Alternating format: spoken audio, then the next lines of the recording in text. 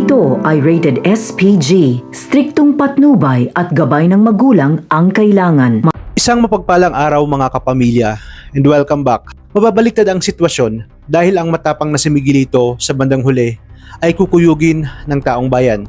Kung paano nangyari ito ay sabay-sabay nating abangan sa dulo ng bidyong ito. Matapos makalaya ni Councilor ay dumiretso siya sa bahay ni Tinding para sabihin na nasa ospital ngayon si Ponggay. At dahil may nagtangka umano sa buhay nito, kinabahan naman si Tinding at sigurado siyang ang mga gerero ang nag-utos para patahimikin si Ponggay. Aniya, kinakailangan nilang maprotektahan si Ponggay dahil mahalaga ito sa kanilang laban at marami itong nalalaman na tuluyang magpapabagsak sa mga gerero. Sa kabilang banda, tinawagan na ni Ben ang kanyang asawang si Gina para sabihin na huwag hayaang makaalis si Tanggol sa kanilang bahay. Kinakabahan si Gina at pinayuhan si Ben na huwag nang ituloy kung anuman ang binabalak nito. Ngunit desidido si Ben at sinabi na ito na ang pagkakataon nilang makapagbagong buhay at maipaghiganti si Supremo. Maya-maya pa ay dumating na si Miguelito kasama ang mga pulis. Agad niyang ipinwesto ang kanyang mga tauhan upang masigurong walang makakatakas ni isa man sa mga kasamahan ni Tanggol. Nakiusap si Ben na tatawagin niya lang ang kanyang asawa at huwag munang magpapaputok. Ngunit hindi tumupad si Miguelito sa napag-usapan at sa halip ay ipinahamak niya si Ben sa mga tauhan upang wala nang maging sagabal pa.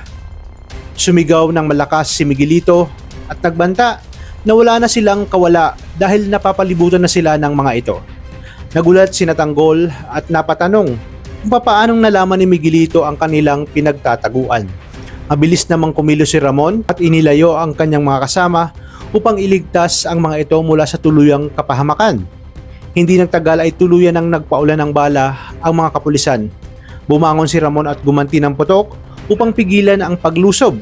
Sa kalagitnaan ay biglang lumabas si Gina at tarantang-taranta, walang buwang sa nangyayari. Sa isang iglap ay tinamaan siya ng bala at bumagsak sa harap ng lahat. Nagulat si Tanggol at nakita niya si Ben na umurong at hindi makapaniwala. Doon niya napagtantong tiniraydor siya ni Miguelito. Galit at pagsisisi ang bumalot sa kanya. At sinabing nagkamali siya at hindi niya dapat pinagkatiwalaan ang mga gerero na puro pansariling interes lamang ang iniisip. Sa kabila nito ay hindi umatras si Tanggol at sumugod siya palabas ng bahay. Sinalubong niya ang mga tauhan ni Miguelito at isa-isang pinatumba. Ngunit sa kalagitnaan ng bakbakan ay nadaplisan si Buldog at Thanos. Kaya naman mas lalong nag-alab sa galit itong si Tanggol. Kasama ang kanyang papa ay magkasabay silang lumaban. Hanggang sa dumating na sa punto na iilan na lang ang natirang mga tauhan ni Miguelito. Dito na naduwag si Miguelito at sinabi na tumakas na sila. Ngunit hinarang siya ni Tanggol at tinanong kung saan pupunta. Sisigurduhin niya umanong hindi na ito makakauwi ng buhay. Kaya naman dito na magkakaroon ng habulan sa kalsada hanggang sa makarating sila sa mga taong nagpoprotesta. At dito kinuyog si Miguelito. Hindi niya nagawang magpaputok dahil naubusan siya ng bala. Dito dinampot ni Tanggol si Miguelito at iniharap sa taong bayan at sinabi na oras na. Tapos na ang paghihintay at ang panahon ng kadiliman dahil natalo niya na itong si Miguelito. At dito papasok si Commissioner para patotohanan ang mga sinabi ni Tanggol. Ibig sabihin lang nito, si Tanggol na ang papalit bilang mayor kay Miguelito.